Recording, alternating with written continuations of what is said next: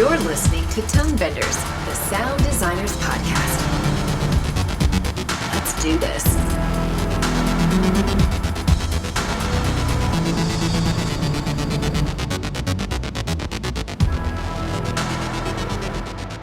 Welcome to Tonebenders. This is Teresa Morrow, and I'm here with Tim Muirhead. Hey everybody, how you doing? Today's episode, we're going to be talking about a CBS dramatic series called SEAL Team, which is just about to start on its third season. And we're going to be having an interesting show because we're not just talking to some of the sound team, we're also talking to some of the picture editors on the show. So we have a full house. Yes, there's lots of different voices you're going to hear on the show today. I think there's 7 of us. So Renee is going to be part of that conversation, which we recorded earlier. But with us are David Cook, who is one of the picture editors, John Vitale, who's another one of the picture editors. Charles Maynes is the sound editor, sound designer for the show. And Greg Hedgepath is the supervising sound editor on this program. So for anyone that hasn't seen the show before, SEAL Team is on CBS in the U.S., and it's a show about a SEAL team, this group of people who are called in to kind of save the day in ultra-perilous situations when regular soldiers just can't get the job done. But it's also about their home life back in the continental United States and how their job kind of affects their families and the stresses it puts on the people around them and the ones they love. And then they get a call and are sent out into the world to save the day. So it's an action show in a lot of ways, military ops and battle scenes and stuff like that. And it's also a show about individuals and their relationships with their families. So there's a lot of variety in the way that the show plays out and the overall dramatic arc of the show. We recorded this interview via Skype. As we mentioned, there are 7 of us on the interview. So we had a few technical issues with the feed for our 2 picture editors. It's not the greatest sound. You'll hear a little bit of a lag on some of the voices just because it's the internet. So we'll throw it to Renee now, and we hope you enjoy this interview. I'm just going to go around the table so we can hear everyone's voice. First up, picture editor David Cook. Hey, David, how are you, sir? I'm well. How are you doing? Doing great. And picture editor John Vitale. How are you? I'm very good. And supervising sound editor Greg Hedgepath. Hey, Greg, how are you, sir? I'm doing great. And sound effects editor Charles Maynes. How are you, Charles? Good, thank you. Great. Well, if you remember in our episode where we talked about kind of where the podcast is going with Peter Albrechtsen, we mentioned how we wanted to branch out more into including video editors, directors, more than just sound people. And basically the next day before that episode even came out, Charles reached out to me asking if we wanted to talk about the unique kind of setup that SEAL Team has between the picture and sound departments. And I jumped on it and said, yes, that's exactly what we want to talk about right now. So maybe we'll ask you, Greg, to start us off. What's the way that the sound and picture departments interact on this show that might be a little different from others? Well, it actually starts with the picture department. They do their thing and they masterfully edit the picture, and they also do a fair amount of sound work as far as cutting in temp sound effects, that sort of thing, which some backgrounds, all the dialogue, of course, which gives us an idea of the direction they want to go in. And then we take that ball and kind of run with it. And Charles is the sound designer, so he's tasked with cutting a lot of the effects, just about all the effects. And he's a gun expert, probably one of the top gun experts in the U.S. as far as recording guns and editing guns. So we're fortunate to have him. So that really shapes the sound of the show because the guns are so important. I know when I was asked to work on the show, there was a very big concern for, having somebody doing effects who was really knowledgeable as far as the weaponry being used and the various gear and stuff. It was one of the reasons I'm actually embedded with John and David and in the picture department. So, we're able to, basically spend a huge amount of time discussing, various issues that come up and opportunities that might be available in, making the sound cool. But for me, it's like I'm focused on, pleasing both John and David, absolutely. And then Chris Chulak, our executive producer, who's been the most phenomenally supportive person in the process that I can ever imagine.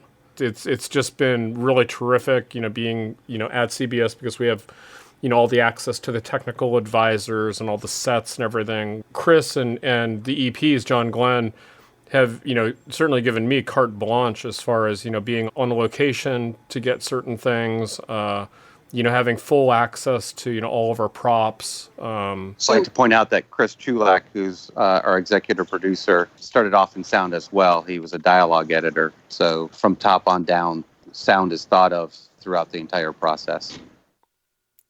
So David and John, how has having Charles kind of embedded in with you guys changed your approach to your picture editing and your just relationship to the sound department?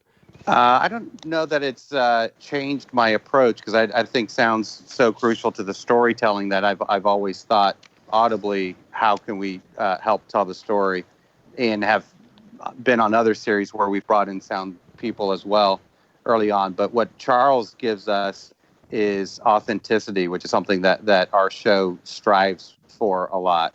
And also just a pure enjoyment for what he does.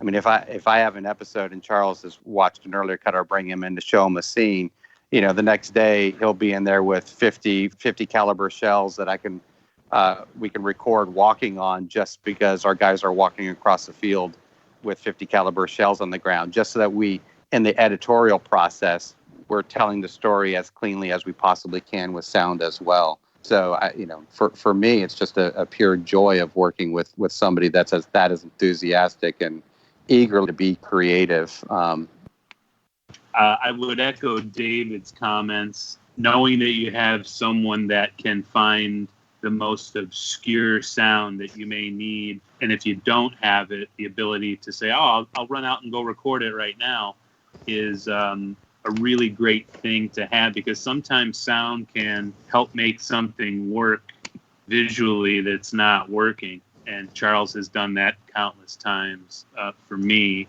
made something just play fantastic because we have the right sounds for what picture looks like, so it's a big help.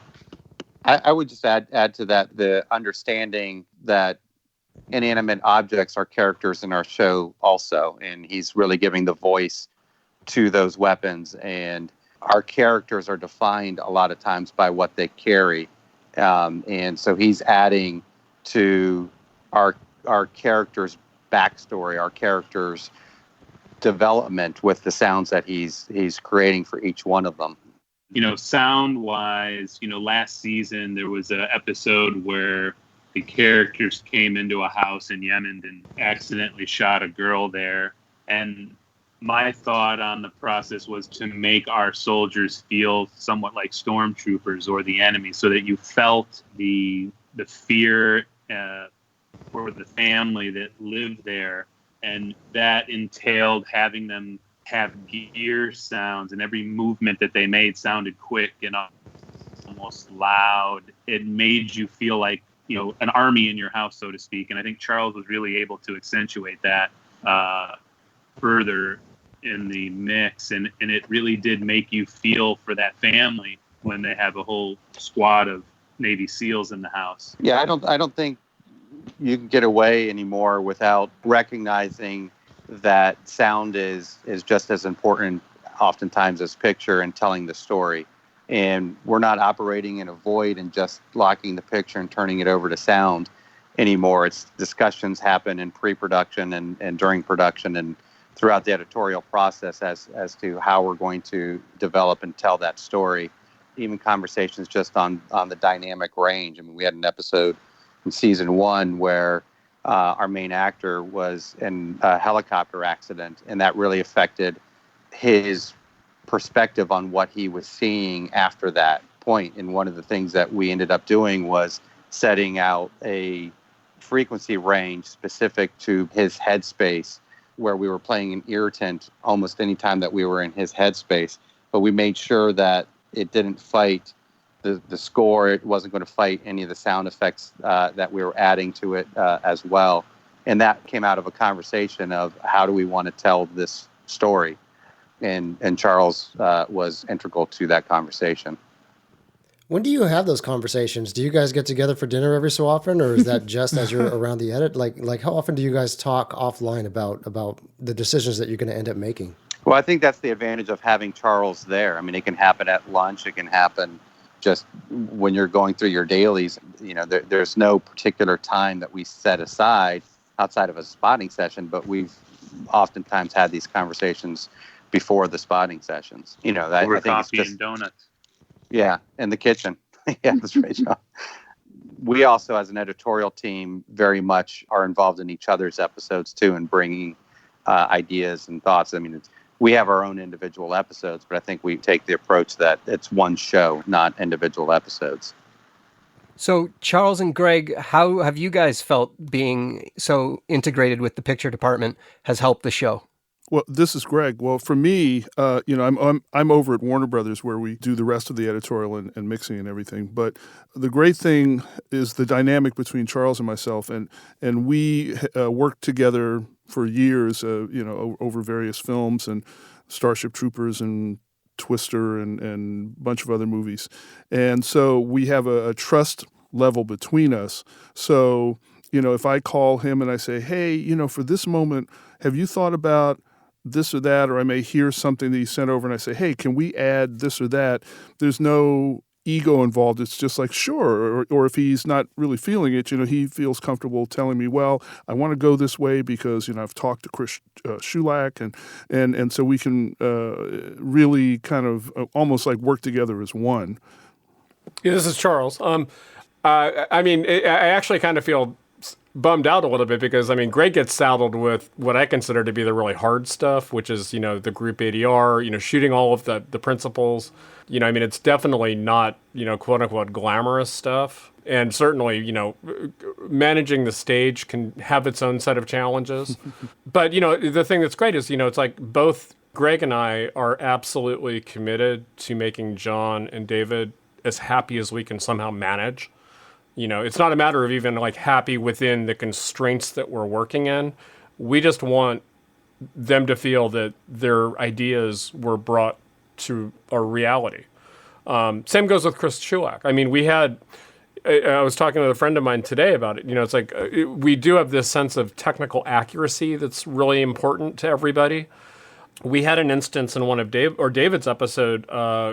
David, was it 213 in the submarine? Yes. We had this thing where, I don't have a better way to describe it, but we did cliched radio sounds for pretty much all of first season and all the way up to 213. And, it's like, the usual, you'd have like squelches and clicks and stuff. And Chris, in hearing the production in that particular episode, really, really, really liked the quality of the actual sound that was coming off of the wireless mics that was being recorded, because we have all the comms going through the radios. And the thing that was weird is, that sound actually is kind of almost like a technical imperfection. I remember when we were spotting and Chris was saying, oh, I love this sound. It totally feels real to me. And I mentioned, it's like, well, that's great. We'll have it as your first choice. But know that essentially this is something that QC is probably going to think is some sort of a mechanical defect in the dub. Yeah, and he said, it felt so wrong. Because it was like the RF, when they would key down on they had real walkie-talkies, they'd key down on it, how it kind of overloads the coil of the mic, and you hear this, this weird glitch that shouldn't be there, and I had to make the dialogue editors not clean it out. Right. And Chris really loved it. Once we knew that, from that point forward, those sounds were the ones that we used for our radios. And, it's like, because, like I said, I actually don't have a lot of ego in the game as far as like, saying, oh yeah, well this has to be this way. We had, one instance, where there was a particular weapon where, the mixers didn't think it sounded right, but we knew that it was the right sound. So we just kind of, said it has to be this, period. And, everybody except it was all good. But, sometimes you get in those situations where it's like, okay, well, we have a sound that might not make sense in the film world or TV world, but it's the sound that everybody really wants as far as, the EPs and everything. So you go with it. It's like there's no argument because they're the ones who were satisfying. Greg and I are both serving at John and David's election, if you will, and Sandy's and Chris's. It's like we have to make them happy And, they've empowered us and given us a lot of resources, and we try to do the best we can. I will also add that Charles gives me the space to sometimes make him cheat. And by that, I mean that because he's so technically accurate with his sounds, for example, I actually don't remember what are the helicopters that are used in the show, like when they're evacuated? Oh, well, we had that Osprey. Yeah, we had Ospreys, but also the one where they're rescuing one of the SEALs, and he's surrounded by the whole town just about. Was that a Black Hawk? Yes. Yeah. Well, for example, in that scene, I think the Black Hawk kind of circles around and then comes in, and Charles used the absolute right sound for it. But I don't remember if it was one of our editors or Chris wanted it to be more dynamic. And so, I looked in my library and just found that sound, of a helicopter in the distance. You can tell it's got big blades, just and kind of started that out in the distance and then cross-faded it with Charles's sound. And I actually didn't even check to see what helicopter it was. It was just, to me, it sounded like the right sound, and it just reeks of rescue in the distance coming to get you.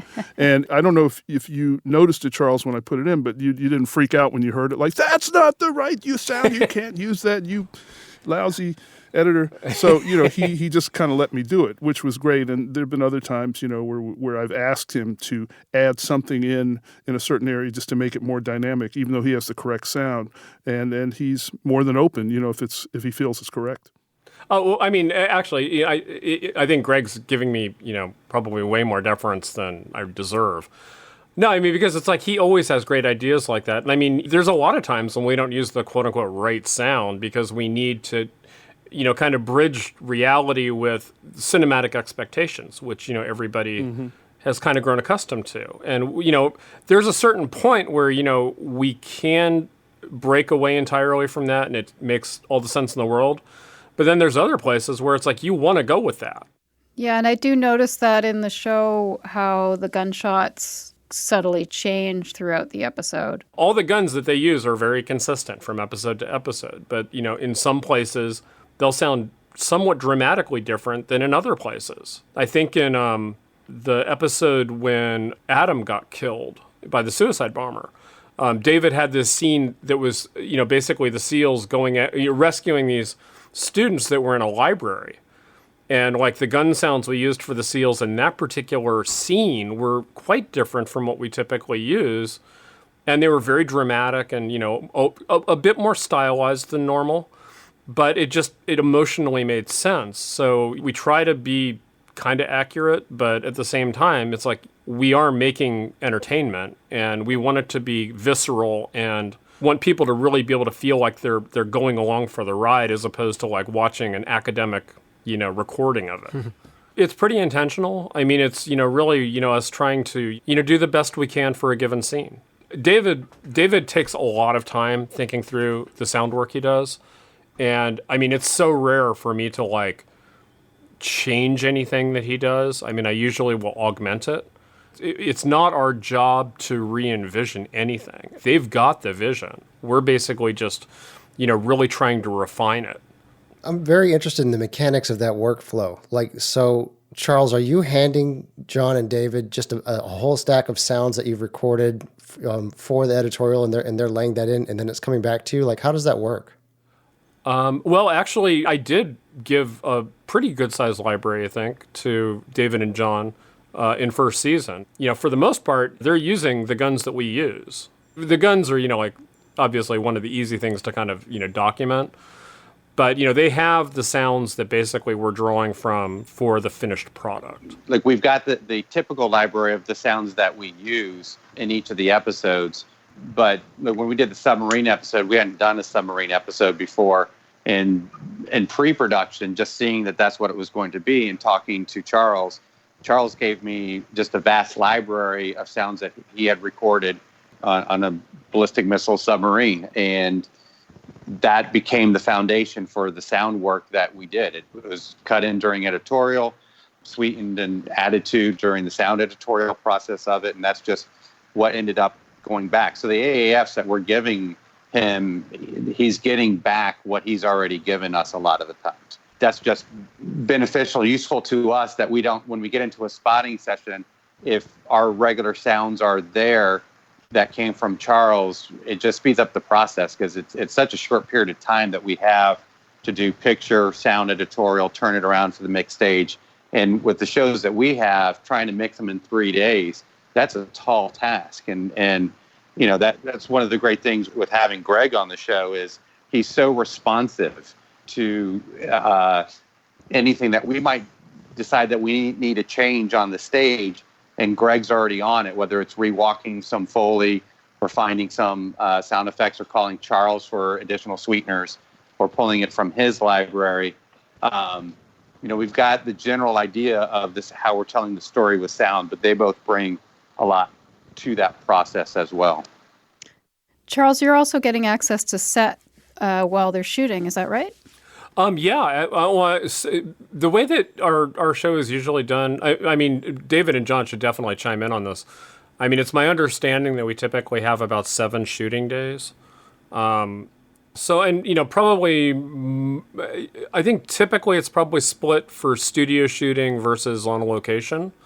You know, we had episode 215, which John was the picture editor on, which we actually had a good chunk of it filmed at Camp Pendleton with the Marine Corps.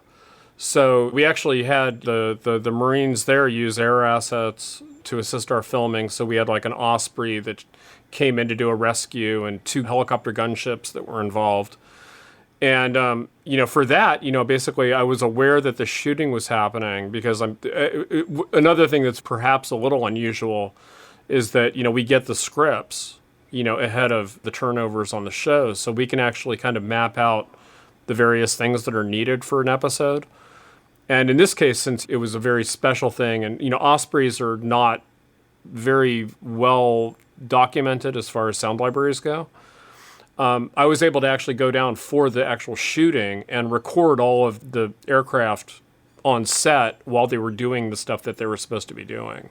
And just to spell out what's different, a V-22 Osprey has twin rotors that pivot so that you can either fly horizontally or vertically like a helicopter. Exactly. So it sounds different. Yeah, it's quite different. It's somewhat similar to, like, you know, there's Chinooks and whatnot, which are usually used for troop transport.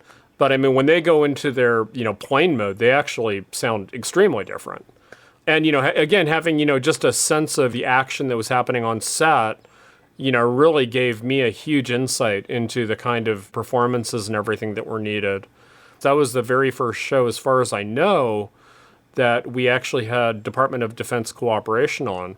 With that, I was able to even go down to Camp Pendleton on a second day to get live fire from the helicopters on a gunnery exercise. That's fun. You know, having opportunities like that for a TV show is somewhat unusual. Yeah, I'd say that for this show, there's a lot more sound effects that are recorded for this than for a lot of other shows. Not necessarily all, but a lot of shows. And I think a big part of that might be because, unlike a lot of features I've worked on, you know, I've worked on features with cars or gun battles or war scenarios, but you're making the sound for the general public, as we are on this show. But added to it, we also have a very strong veteran base that love the show. And so they're very aware, more so than the regular public, of what the show should sound like. So, you know, we want to be true to the sounds for them. Probably the person I speak to the most about that is Justin Milneck, who plays Brock on the show. Justin is like just the most enthusiastic person you could imagine. He's really excited to be, you know, having, you know, input into, you know, our side of things. And, you know, we have, you know, these technical advisors as well who, you know, are very available. Tyler Gray, who plays Trent on the show, you know, he's actually a former Delta Force guy. You know, our character Full Metal, Scott Fox, is a SEAL. Mark Semos, one of the writers, is a SEAL. Mark Owen, who is one of our EPs, is a SEAL who was on the Bin Laden raid. And, you know, to be able to, you know, essentially bounce ideas off of these guys is really something that's pretty amazing, because it's like literally I can just walk over to their office and say, hey, Tyler, what do you think of this? Or, you know, do you think you can help me make this happen? And 99 times out of 100, it's, oh, yeah, let's make this go.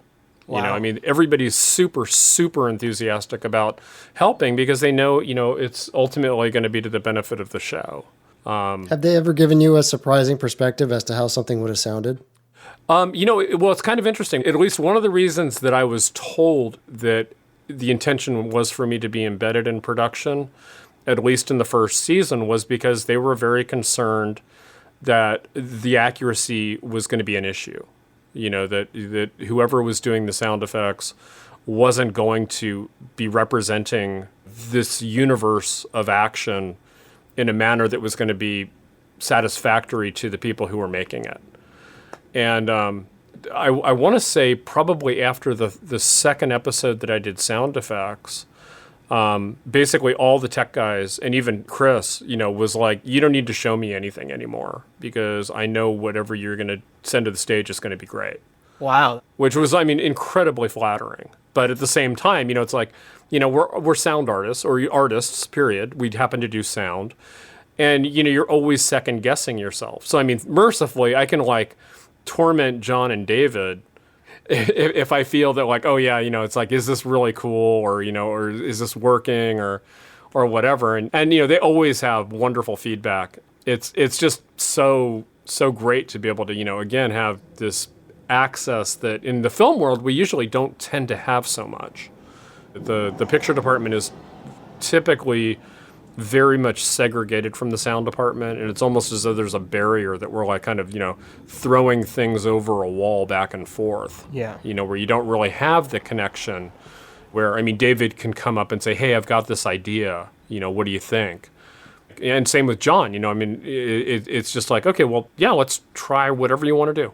I'm totally open to whatever you want to try.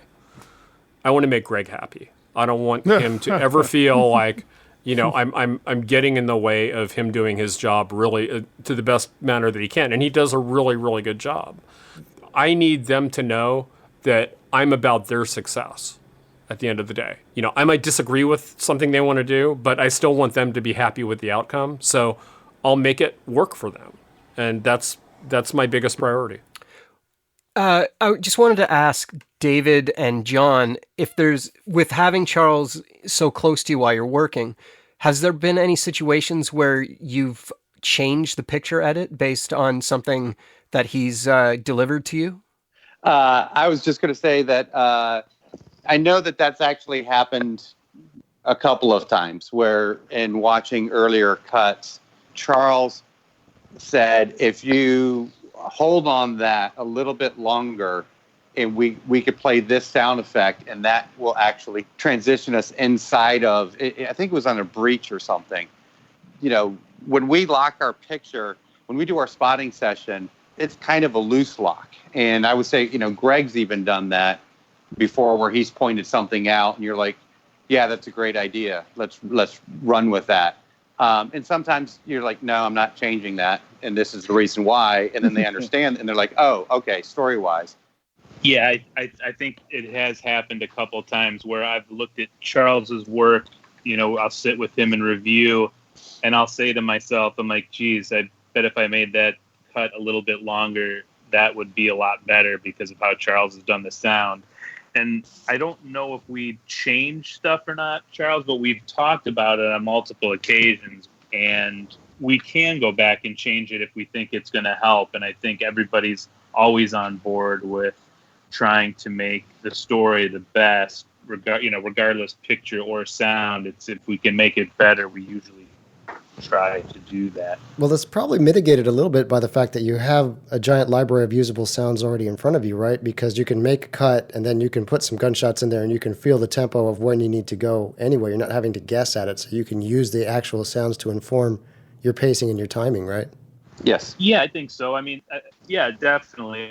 They're shooting, blank rounds on set that sound like gunshots, and we cover them with what the actual real sound of a live round is. And we try to do our best to cut it, the sound and picture, the way we want it to air. And usually Charles is refining, and sometimes he'll add things that we maybe didn't put that one extra shot, or we didn't see that the gun fired because there's, maybe, the fire from the muzzle or the smoke was only half a frame, and we missed it. And Charles like, no, I can see that cartridge eject. We got to put another shot there. He's very accurate about all of those things, and we try to hold to that rule of let's be as accurate as possible, but also try and tell the best story, you know? And I remember a specific example now, and that was on episode 219, where we had a Blackhawk and an A-10 doing a strafing run.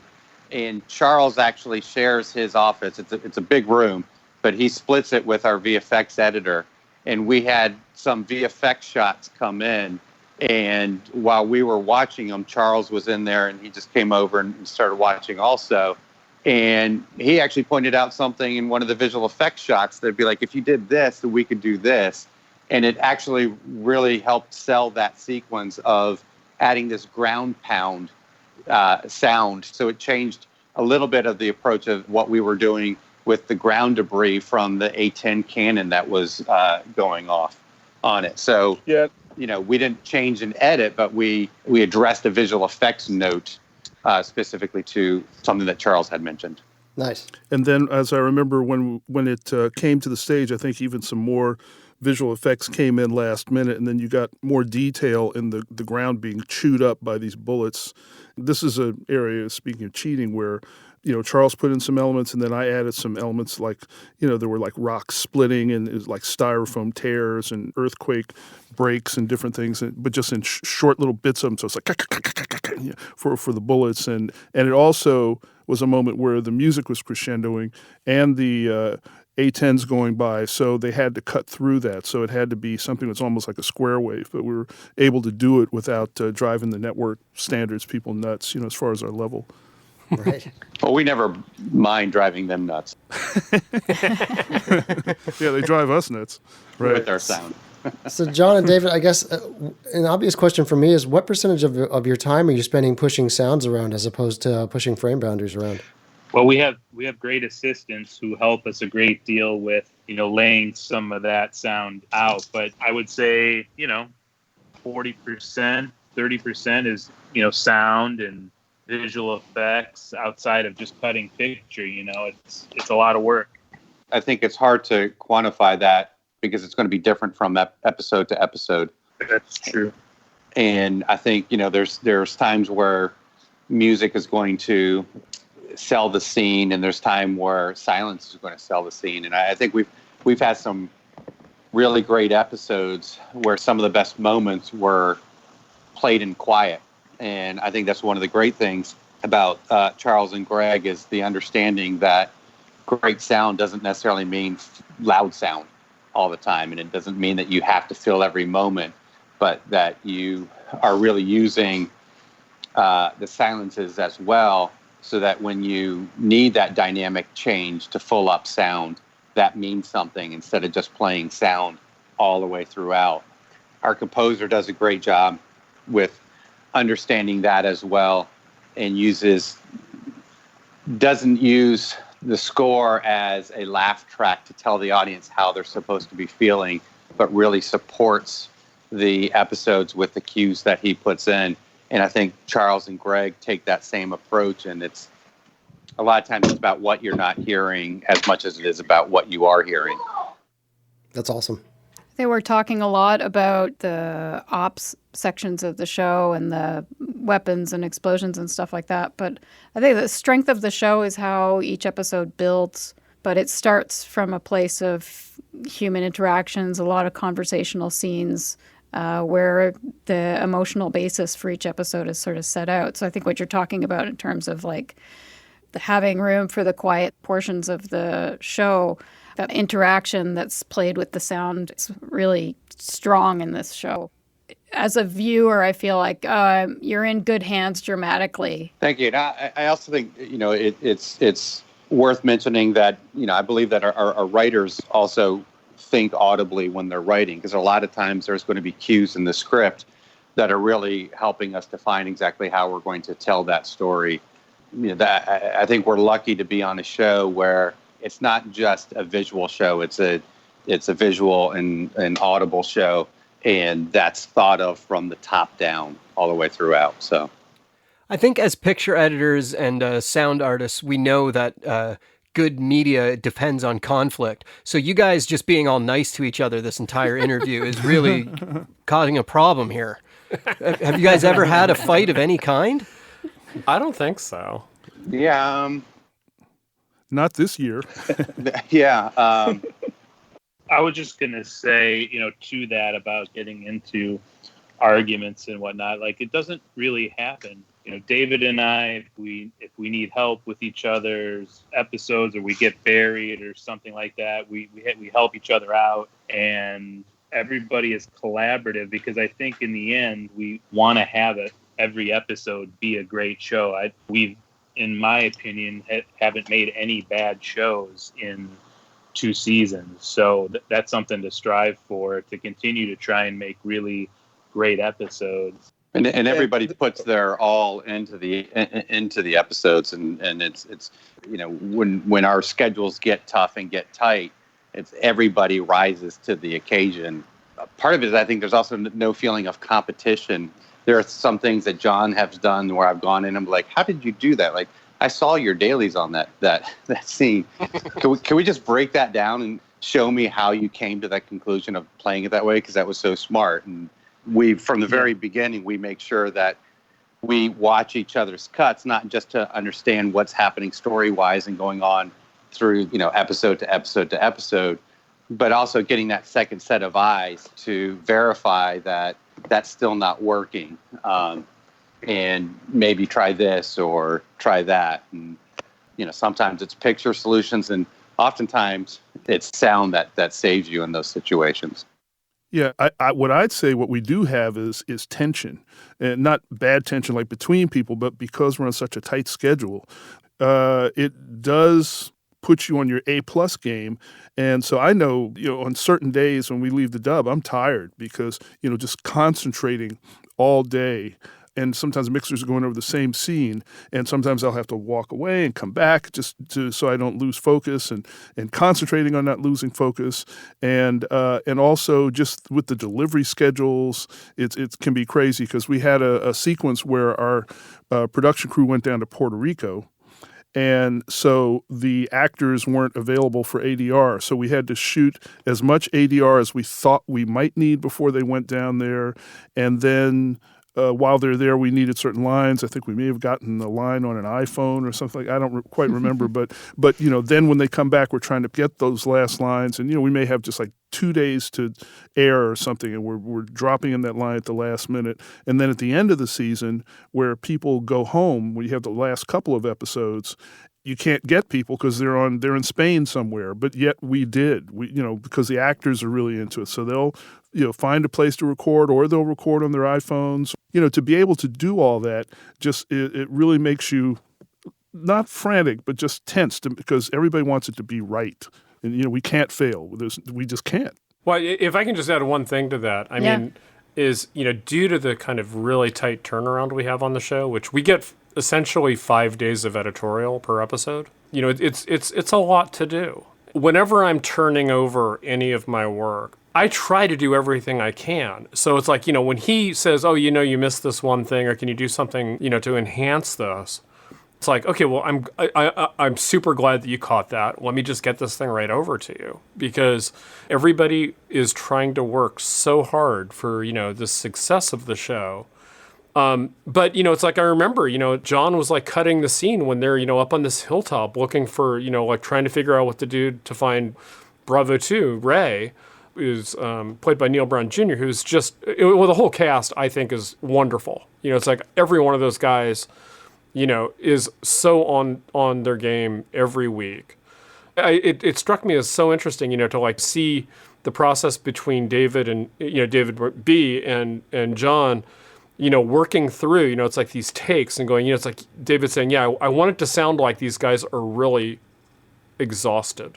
They physically had to get up into these locations. I mean, they were pretty exhausted, and you could hear it in their voices. And I mean, DB was just like going, yeah, I want to like take these takes that are like the most tired sounding. These guys are in their most vulnerable position. And, we look at that, and it's impossible to not want to do your best work when you see the cast and crew putting in the effort that they are in production. I mean, if we did like, something that was even B+ work and we knew it when we could do A work, it would be a direct insult to the effort that those guys put in. We wouldn't be able to sleep at night. At least that's how I feel. And when what did David? He directed the the next to the last episode. I mean, he was We're talking about David Boreanaz, the producer and director. Right. Yeah, he came to the dub stage for playback of his episode, and this guy's an actor, and he could play it any way he wants to, but you could tell he was so genuinely touched that it warmed your heart. It made you want to give more. Because he was just wow. That's just amazing. He just kept saying that. It was just really cool. Yeah, your dedication, your passion to the work that you're doing really comes through in the way that you talk with each other and in the work that you do. It's inspiring to see people working like that. It's cool. Thank you. Thanks. A lot of fun Right to on. be involved in it. Awesome. Well, I just want to thank everybody for taking the time to talk with us today. I think it's really great to get both perspectives of the picture and the sound department. So thank you very much for joining us, everybody. Oh, thank you. Great. Pleasure. Thank you for having us.